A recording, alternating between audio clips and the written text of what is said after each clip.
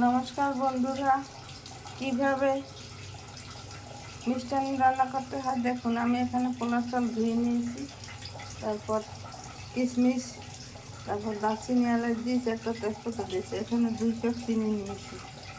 এখানে 1 কেজি দুধ জাল দিয়ে নেব। দুধ যখন ফুটে যাবে তখন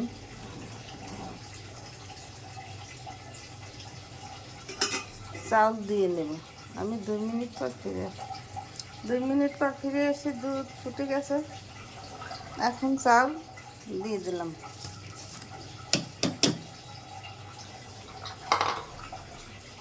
আমি 2 মিনিট পর ফিরে আসছি।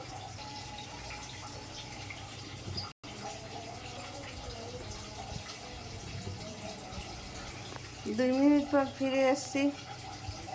আমার চাল পুরো ফুটে গেছে। একটু পরে আমি চিনি দিয়ে দেব। আবার 2 মিনিট পর ফিরে আসি। আমার চাল ফুটে গেছে।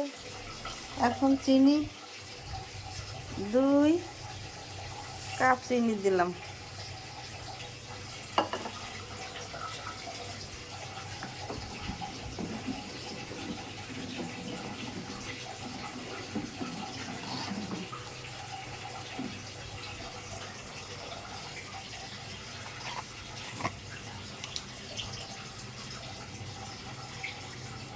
এক টেবিল চামচ ঘি দিয়ে দিলাম।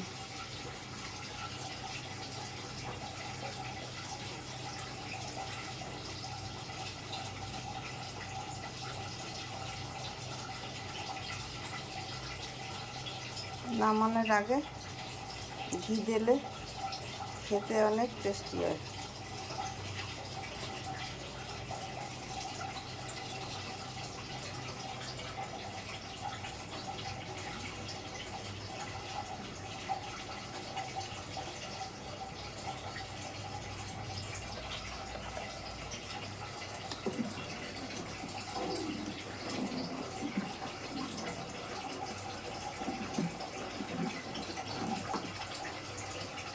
আমি 2 মিনিট পর ফিরে এসেছি। 2 মিনিট পর ফিরে এসেছি। আমার মিষ্টান্ন রান্না হয়ে গেছে। এইভাবে আপনারা ঘরে তৈরি করে খেয়ে দেখবেন, খেতে অনেক সুস্বাদু লাগবে।